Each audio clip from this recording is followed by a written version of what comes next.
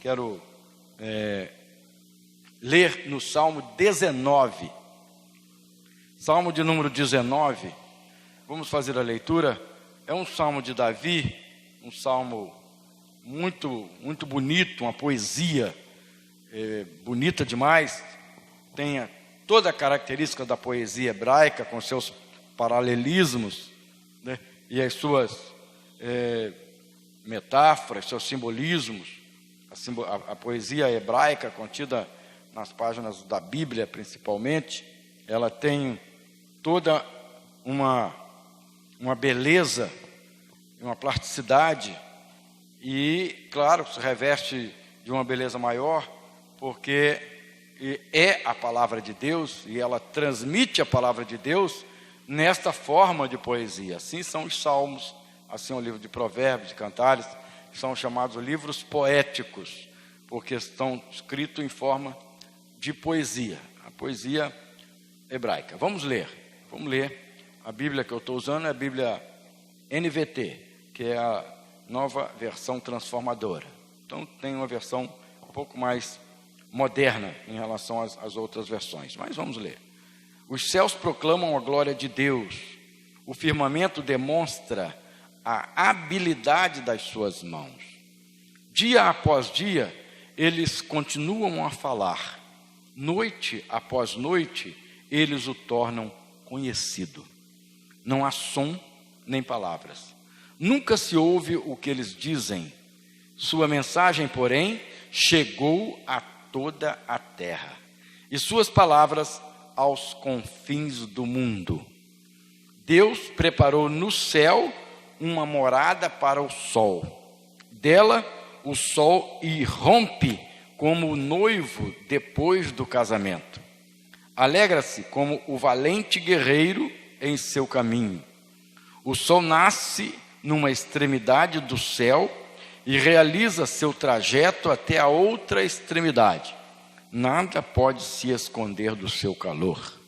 A lei do Senhor é perfeita e revigora a alma. Aqui começa uma segunda parte desta poesia. Certo? Vamos continuar. A lei do Senhor é perfeita e revigora a alma. Os decretos do Senhor são dignos de confiança e dão sabedoria aos simples ou aos ingênuos. Os preceitos do Senhor são justos e alegram o coração. Os mandamentos do Senhor são límpidos e iluminam a vida. O temor do Senhor é puro e dura para sempre. As instruções do Senhor são verdadeiras e todas elas são corretas. São mais desejáveis que o ouro, mesmo o ouro puro. São mais doces que o mel, mesmo o mel que goteja do favo. São uma advertência para o seu servo, grande recompensa para quem os cumpre. Quem é capaz de distinguir os próprios erros? Absolve-me das faltas que me são ocultas. Livra teu servo dos pecados intencionais. Não permita que me controle, então serei inculpável e inocente de grande pecado. Que as palavras da minha boca e a meditação do meu coração sejam agradáveis a ti, Senhor, minha rocha e meu redentor. Amém. Que salmo maravilhoso. Que palavras maravilhosas que entram na nossa alma. Palavras que nos elevam, palavras que nos instruem e palavras também que nos alimenta. Nós sentimos realmente saciados, como a mensagem que foi cantada, né? É a verdadeira fonte. O salmo está dividido em 3 partes. A primeira parte é uma declaração de louvor e de adoração e de exaltação ao Senhor. Ele coloca, logo nos primeiros versículos do salmo, de que existe uma grande evidência da presença de Deus na natureza. Muitos não acreditam em Deus. Essa semana eu estava ouvindo um filósofo brasileiro muito famoso e está presente aí praticamente na mídia toda, e ele falando que ele é ateu, né? E explicando por que ele é ateu, né? Na palavra dele, ele dizendo, foi criado na Igreja Católica desde pequeno, foi criado num colégio de freiras, estudou até o ensino médio num colégio de freiras, e a intenção dele era ser um sacerdote, era ser padre, ser religioso. Mas ele começou a estudar filosofia, começou a estudar sociologia e várias outras orgias, né? Ele estudou e ele descobriu que o Deus da religião, ele é uma invencionice humana. Embora ele não ataca quem se diz religioso, nas suas palavras muito doces, muito macias, né? Mas esconde aquelas palavras que, segundo ele, uma incompletude. Eu percebi de que, apesar de toda a religiosidade que ele foi criado, e apesar de toda a aparente certeza que ele se encontra agora com o seu ateísmo, ele é um homem vazio. Ele declara isso. Ele não encontrou, né, nada na religião. E também não encontrou no ateísmo. Ele fala isso, né? Pelo fato de ele não ter encontrado na religião, ele, então, percebeu que não há Deus, e de que Deus ele pode ser criado de acordo com a cultura, né? Então ele fala assim, eu posso considerar ateu para o cristianismo, né? Mas ele fala assim, eu não gosto de ser chamado de ateu, porque o conceito de Deus, ele é relativo de acordo com a cultura, né? Então tem o Deus Shiva, tem o Deus Brahma, tem o Deus Maomé, né? Tem o Deus Buda, né? Então tem vários deuses em diversas culturas. Mas nós temos, irmãos, uma evidência muito grande, é a palavra de Deus, a Bíblia Sagrada. Ela é que nos mostra realmente o verdadeiro Deus, porque ela conta a história de Deus ao longo da história da humanidade, a presença de Deus ao longo da história da humanidade. E este salmo, ele mostra a presença de Deus na natureza, né? Nosso chamado, existem vários argumentos da presença de Deus, até porque a Bíblia, ela não se preocupa em provar a existência de Deus. O próprio Deus não se preocupa em provar a sua existência, porque Deus, ele precisa ser aceito por fé. Realmente é um conceito de fé. Embora esse salmo mostra que Deus está presente. Ele fala, os céus proclamam a glória de Deus. Muitas pessoas acreditam que Deus, ele é a natureza, de que as energias, as forças da natureza, é Deus ali presente. Não, nós não cremos assim. Esse salmo, ele mostra claramente de que existe um trabalho manual de Deus na natureza. Então tem alguém por trás trabalhando para que toda a natureza exista e se harmonize, né? A harmonização de todos os seres e de todas as entidades, seja elas cósmicas, astronômicas, ou seja elas da Terra, né? Elas se harmonizam, tudo está harmonizado. Parece que a única coisa que não está muito bem harmonizada na natureza é o ser humano, né? E ainda não se encontrou direito, né? A gente vê diversos momentos em que o ser humano ele bagunça, ele bagunça a natureza e não tem uma certa harmonia, mas tudo mais está harmonizado. E essa harmonia da natureza, ela existe uma mente superior por trás, e existe dedos hábeis, como o Salmo fala, o firmamento demonstra a habilidade de suas mãos, né? Ou seja, Deus, ele tem uma mente, e ele trabalhou e tem trabalhado para que, quando ele fala aqui o firmamento, ou seja, o universo, ele mantenha-se numa determinada ordem, numa determinada... Tudo tem o seu devido lugar, e tudo está determinado de acordo com o que Deus determinou. Não há nada fora do lugar, né? Não há nada fora. Os cientistas, hoje estava conversando agora com o irmão Malúcio antes do culto, né? E ele falando que os homens estão querendo ser Deus, querendo ficar no lugar de Deus, né? Aí veio uma pandemia como essa para mostrar que ele ainda tem o controle, que Deus ainda tem o controle do universo, né? Um vírus, uma coisa praticamente que imperceptível, que você não consegue ver nem com instrumentos de microscopia comum, né? Tem que ter um microscópio super gigante para poder ver esse vírus, né? Mas veio aí e parou o mundo, praticamente, paralisou tudo. As grandes potências mundiais, né? Tudo parado, coisa que a gente só via em cinema, só via em filme. As grandes metrópoles que nunca param, tudo parado. As avenidas vazias, os parques vazios, as indústrias paradas, todo mundo com os braços cruzados, ninguém fez nada durante um bom período. Agora já está voltando ao normal, ou ao quase normal, ou ao novo normal, como estão se falando. Mas isso é apenas para mostrar que o homem ainda não tem o controle, né? Ainda não tem o controle. Quando o homem ele nasce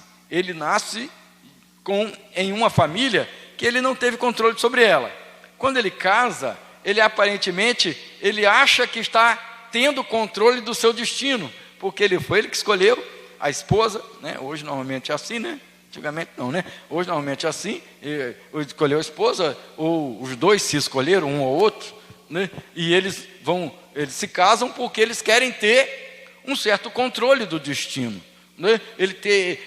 Já que ele não teve o controle quando nasceu. Mas é engano, porque o destino ainda continua nas mãos de Deus. O homem ele não tem controle sobre o seu próprio destino, sobre a sua própria vida. Ele não pode controlar o seu amanhã. Ele não pode, o que ele pode fazer, irmãos, é ter expectativas sobre esse amanhã. E é claro, planejar, mas é bem certo de que é Deus que tem o controle de todas as coisas, porque Ele é o grande planejador. Deus é o grande fabricante, né? E é o mantenedor. E não só o fabricante, mas Ele é o mantenedor. É Ele que mantém todas as coisas. E o nosso destino, nosso futuro e todas as nossas realizações, elas passam, ou pelo menos devam passar pelo planejamento de Deus. Às vezes, né, a maioria dos homens não pensam assim e fazem seus próprios planos. Mas a gente sabe que o vazio, ele vem exatamente de não estar fazendo a vontade de Deus. Quando o homem não consegue cumprir o projeto de Deus para ele se sente vazio, porque ele está longe de Deus. Todo homem longe de Deus é um homem vazio. Todo homem longe do projeto de Deus para a vida dele é um homem incompleto, né? É um ser humano incompleto, porque o que completa o ser humano, irmãos, é a presença de Deus. O que faz um ser humano ser completo na vida não é uma esposa, né? Está aqui um casalzinho se preparando para casar, né? Agora já em janeiro, espero que não tenha mudado a data, né? Está tudo certinho ainda, né? Agora em janeiro vão estar casando, então eles têm expectativas em cima desse casamento, eles têm expectativa em cima dessa nova relação, né? Ou nova maneira de viver que eles agora vão manter. Mas se eles não colocar isso tudo nas mãos de Deus, não adianta as expectativas, não adianta o planejamento, porque Deus é que tem que ter o controle. Então a pessoa, ele busca completar a si mesmo, né? Busca completar as suas expectativas em outras pessoas, ou alguns vão de outras formas, porque a pessoa não tem Deus. A pessoa não tem Deus. Então, todos os nossos planos, os nossos projetos precisam passar por Deus, né? Cristo, Jesus, ele tem que estar presente no nosso dia a dia. Ele tem que estar presente também nos nossos planejamentos, no nosso futuro. Não existe futuro se Jesus não estiver presente nele. Se eu não ancorar o meu futuro, irmãos, com o projeto de Deus para mim, com o que Deus tem para mim. Então, não é só reconhecer a existência de Deus. Quando eu leio esse salmo, eu fico maravilhado, porque ele mostra aqui. Mas a segunda parte do salmo, ele mostra, né, as três partes estão conectadas entre si. Ele mostra que não basta conhecer a Deus, não basta conhecer a grandiosidade de Deus, não basta conhecer os feitos de Deus, mas é preciso conhecer a palavra de Deus.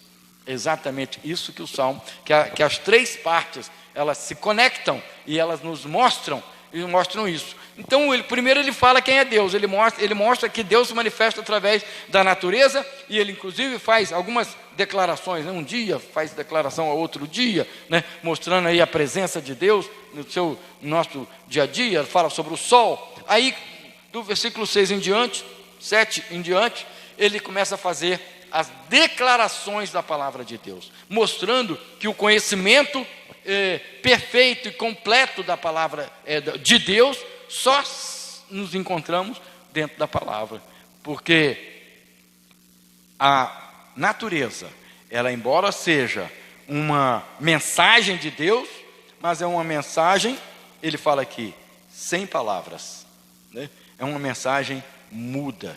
O próprio Salmo, ele fala isso, né? É uma mensagem, ele fala sem palavras, mas a partir de que nós conhecemos a palavra de Deus, quando começamos a ler, ela sim vai nos mostrar com detalhes, não quem é Deus, mas vai mostrar o caráter e o propósito de Deus para nós, né? Porque não basta conhecer Deus, ou não basta acreditar em Deus. A Bíblia até fala, né, que os demônios também acreditam, o diabo também acredita. O diabo acredita mesmo, né? Porque o diabo estava lá, né? Estava lá junto com Deus e foi expulso de lá, e ele sabe quem é Deus, sabe até o seu destino. Mas é importante nós conhecermos e não acreditar somente, né? Não é acreditar, é conhecer. Não é acreditar como se fosse algo que está longe, que está distante, e que é o Deus dos outros. Não, confiar em Deus é você ter o Deus pessoal, né? E crer que Ele pode estar contigo todos os dias e fazer parte do nosso dia a dia. E isso só é possível através da palavra. Por isso que ele começa a descrever: a lei do Senhor é perfeita e revigora a alma.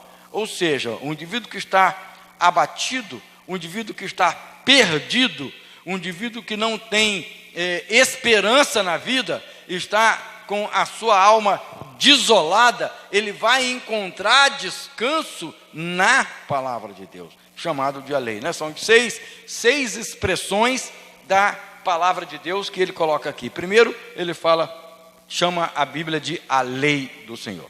Aí depois vem os decretos do Senhor, é uma outra forma de chamar a Bíblia. Os decretos do Senhor são dignos de confiança e dão sabedoria aos simples ou aos ingênuos, na outra versão. Ou seja, se você não tem conhecimento ou tem dúvida acerca de tomar alguma decisão, ou se você não confia nem nos seus próprios instintos, não confia na sua própria capacidade, então vá para a palavra de Deus, vá para a Bíblia, porque a Bíblia ela vai te dar segurança na tomada de decisão, ela vai te dar o rumo certo. Em Salmo 119 diz que ela é lâmpada para os pés, é luz para o caminho, ela te dá o destino onde você vai chegar, mas também te dá segurança onde você vai pisar. Não adianta só saber onde eu vou chegar, eu tenho que saber como pisar no meu dia a dia. Eu posso ter uma luz lá, eu vou enxergar lá longe, eu quero chegar lá. É isso que a Bíblia mostra onde você vai chegar, mas também ela é luz no caminho. Ou seja, não é só o destino, mas é o dia a dia, onde eu piso, onde eu passo, as ações que eu tomo. A Bíblia ela me dá segurança para isso, ela não me deixa manquejar, claudicar, ela não me deixa cair, não me deixa me esfolar, né, num toco, num buraco, numa pedra, né, porque ela me dá o rumo certo, né? Além do rumo, além do destino, ela também ilumina o meu dia a dia, quando eu estou sensível a ela, né? As pessoas erram, Jesus falou assim: vocês erram porque não conhecem a palavra, né? Lá em João 5,39 ele diz assim: erreis porque não conhecem a palavra de Deus, nem o poder de Deus. Então ele fala assim: vós examinai as Escrituras, porque cuidais ter nela a vida eterna, mas são elas que de mim testificam. Quer dizer, então, ela vai testemunhar de Jesus, vai mostrar quem é Jesus, a palavra de Deus. Jesus está falando para os fariseus, Jesus está falando para os doutores da lei, aqueles que conheciam a palavra, né? Paulo era um fariseu, né? Ou Saulo, né? Saulo era um conhecedor das escrituras sagradas, né? Pelo menos do Antigo Testamento, do Torá, e ele, no entanto, era um homem que vivia à margem do projeto de Deus, do plano de Deus, mas Deus o resgatou e fez, e se revelou, ou revelou a verdade da palavra para Paulo, assim como nós também precisamos conhecer e buscar sabedoria dentro da palavra de Deus. Tiago, na sua epístola, ele fala: se alguém tem falta de sabedoria, peça a Deus, que a todos dá liberalmente. Ele começa falando que tem de grande gozo quando vocês entrar em provação, porque a prova da vossa fé vai produzir paciência e experiência. Mas se você tem falta de sabedoria, peça a Deus, que a todos dá liberalmente. Tiago, no capítulo 1. Quer dizer, então, nós buscamos sabedoria em Deus, e a sabedoria vem de onde? Vem da palavra. É a Bíblia Sagrada. Quando nós examinamos, quando nós lemos, quando nós meditamos. Irmãos, o crente que não lê, que não ouve, que não se preocupa com a palavra, que não dá importância à palavra, a gente vê algumas pessoas na igreja, às vezes, durante o louvor, durante o cântico, aí aquela atenção, aquele transbordar de emoção, aquela interatividade tremenda, está todo mundo ali cantando. Aí a hora que começa o estudo da palavra, a hora que começa a mensagem, aí as pessoas se dispersam, vão beber água, vão lá para fora. Hoje, graças a Deus, ninguém vai para fora, porque nós combatemos essa prática, combatemos essa prática. Mas a gente vê que as pessoas se dispersam, alguns se dispersam. Eu louvo a Deus que os nossos músicos não fazem assim, Eles estavam cantando, estavam tocando, agora está todo mundo aqui prestando atenção, Então, nós sabemos que existe isso. As pessoas, às vezes, apenas toleram a palavra de Deus, toleram a pregação da palavra de Deus, mas não dá importância. É por isso que não são sábios nas suas decisões, é por isso que estão errando e vivem manquejando na vida espiritual. Vive uma vida espiritual, se não vazia, mas pelo menos oca, sem conteúdo. Uma vida espiritual que não tem continuidade, não há constância na vida espiritual, porque não tem palavra, não tem Bíblia. Às vezes tem muita música, tem muito louvor, mas pouca palavra, pouca Bíblia na vida de algumas pessoas. Não estou aqui generalizando, estou falando de algumas pessoas. Eu tenho um pastor que foi amigo nosso, foi diretor do seminário que nós estudamos. Ele dizia assim, que os músicos são os crentes mais fracos da igreja, na avaliação dele. E ele era músico também, tocava instrumento. São os crentes mais fracos, porque os músicos, eles só se preocupam com a música, e se preocupam muito em dar o melhor da sua habilidade musical, entendeu? E eles não se alimentam da música espiritualmente. Muitos estão tocando ou cantando, mas não estão alimentando os outros e estão passando fome espiritualmente, porque não se alimentam muito, na avaliação dele. Eu concordo em parte, Concordo em parte, porque e quando o músico só se preocupa em tocar, em cantar bem, em não errar, cantar no ritmo, e ele não se alimenta daquilo que ele está cantando, ele não medita na música, não medita na letra, realmente ele vai ficar um crente fraco, porque a palavra de Deus é que alimenta. A Bíblia fala isso, E a palavra de Deus, o louvor, ele enleva a alma, ele alegra, mas o que alimenta é a palavra. Ninguém se alimenta de louvor, ninguém se alimenta de música, Por mais bonita, por mais inspirada que a música seja, porque a música é muito mais para alimentar os outros, mas é muito mais para alegrar a alma e não para alimentar.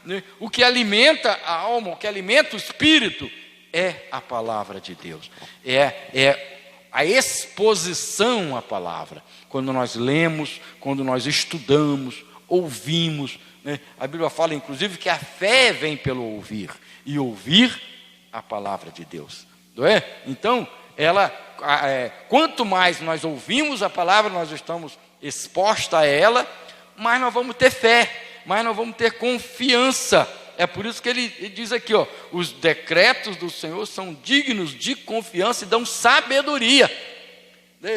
Muitos estão andando sem sabedoria, porque não tem a palavra. E ele continua, os preceitos do Senhor são justos e alegram o coração. O coração está triste, está amargurado, está magoado, está com alguma dificuldade. Olha, a palavra de Deus alegra. A Bíblia traz alegria ao coração, porque a Bíblia mostra o quanto que Deus nos ama, o quanto que Deus cuida de nós, o quanto que Deus é carinhoso conosco, o quanto que Deus tem trabalhado para o nosso bem-estar. Então, é a palavra de Deus que nos dá essa segurança. Por isso que ele fala aqui, os preceitos, mais uma expressão da Bíblia, né? Então ele já falou da lei do Senhor, falou dos decretos do Senhor, agora está falando dos preceitos do Senhor. Também a Bíblia, são justos, alegra o coração. Agora eu vou falar, os mandamentos do Senhor, também a Bíblia, são límpidos e ilumina a vida. O que é límpido? Límpido significa que eles são claros, não há nada obscuro na palavra de Deus. Algumas verdades podem estar escondidas até ser reveladas. Não quer dizer que estão ocultas, não quer dizer que não estão presentes, né? Ou que estão inacessíveis. Não, nenhuma verdade bíblica está inacessível, né? Pode estar em algum momento que você lê, né? Vamos lá, as profecias, o Apocalipse, pode até não entender, então está oculta momentaneamente, mas se você pedir o Espírito Santo, ele vai te revelar e vai trazer aquela mensagem, porque eles são límpidos. Não é uma mensagem em que tem alguma pegadinha, ou que tem algumas coisas que pode atrapalhar a tua vida. Não, pelo contrário, a Bíblia ela traz desembaraço para as nossas vidas e os nossos caminhos. Os mandamentos do Senhor são límpidos, porque eles iluminam a vida. É mais uma expressão lá do Salmo 119, né, 105, onde ele fala que o Senhor, a palavra de Deus é a lâmpada, é a luz, é o farol que ilumina a nossa vida, nosso dia a dia. E ele continua, o temor do Senhor, mais uma expressão da Bíblia, é puro e dura para sempre. Jesus mesmo falou que as minhas palavras não vão passar. Tudo passa, né? Tudo passa, mas as minhas palavras não vão passar. A palavra de Deus, existem inclusive alguns conceitos errados em relação à grande tribulação, né? Dizendo que a Bíblia vai perder o efeito na grande tribulação. Não existe isso. Ele fala assim, as pessoas vão ler a Bíblia e não vão entender nada, porque o Espírito Santo vai embora. Também não existe isso, a Bíblia não fala isso em lugar nenhum, né? Por quê? Porque a palavra de Deus ela é eterna, e ela sempre vai ser poderosa em qualquer época. É a palavra de Deus que transforma. As pessoas vão ser salvas segundo o seu próprio sacrifício, outro erro teológico que as pessoas cometem. Ninguém é salvo pelo seu próprio sacrifício, porque não há sacrifício humano que possa levar a pessoa à salvação. É só o sacrifício de Jesus. Em qualquer época, seja agora na graça, ou seja na grande tribulação, as pessoas só serão salvas mediante a aceitação de Jesus como Senhor, arrependimento dos seus pecados e aceitando Jesus como Senhor das suas vidas. Não, e isso através da leitura da Bíblia. A palavra de Deus vai continuar ativa. Agora não vai continuar com tanta acessibilidade como hoje. Não vai ter facilidade, né? Porque haverá uma perseguição contra a palavra de Deus, né? Haverá um confisco, né? Em termos globais da palavra de Deus. O anticristo vai promover um confisco global da Bíblia. E isso vai trazer dificuldade para as pessoas encontrarem. Mas é a palavra que vai salvar, é a palavra que vai libertar. E o sangue de Jesus tem poder eterno né? Não é só agora na graça que o sangue de Jesus liberta a pessoa do pecado. Lá na grande tribulação também. As pessoas que aceitarem Jesus e que se converterem na grande tribulação também vão ser salvos, né? Haverá salvação na grande tribulação. Nós cremos nisso, não é o nosso objeto de estudo hoje, mas podemos trazer diversas passagens, não só no livro de Apocalipse, que mostram isso, mas principalmente dentro do Apocalipse. Mas o que nós estamos falando aqui é o poder eterno da palavra, né? O poder duradouro, onde ele fala, o amor do Senhor é puro e dura para sempre. A Bíblia, ela é eterna, a palavra de Deus é eterna, né? A Bíblia é eterna porque a palavra de Deus é eterna, porque a Bíblia é a palavra de Deus. A Bíblia, ela não contém a palavra.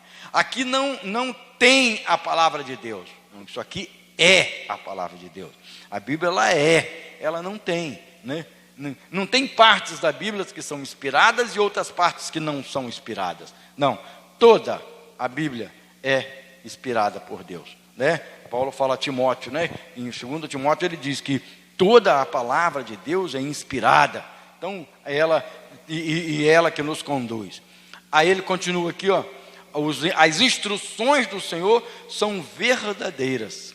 Todas elas são corretas. Eu não tenho que ter dúvidas acerca do que está escrito na Bíblia.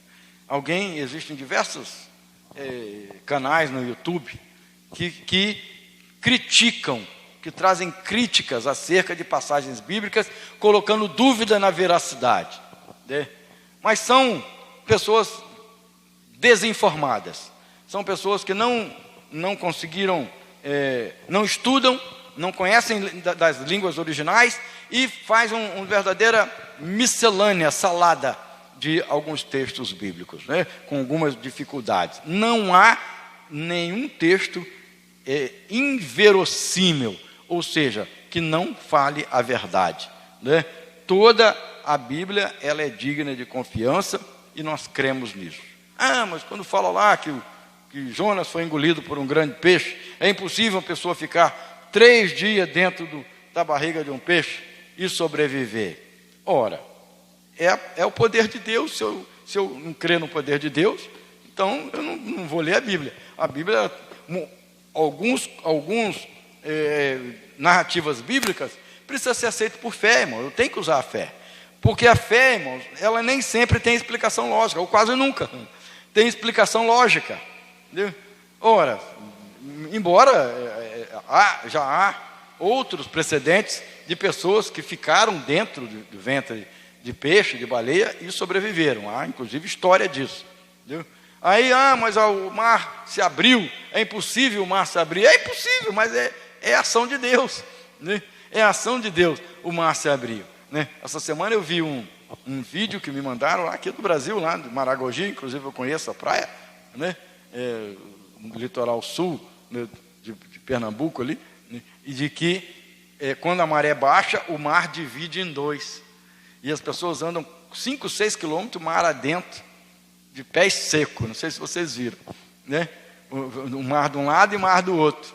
E fica. Mas ali é fácil de explicar, né? Porque é uma elevação, né? Provavelmente deve ser uma elevação. E quando a maré baixa, então fica o mar de um lado e fica o mar do outro. Aí tem um vídeo, a pessoa andando no meio, está a água assim, uns 50 centímetros, de repente a água sai de um lado, sai do outro, fica seco.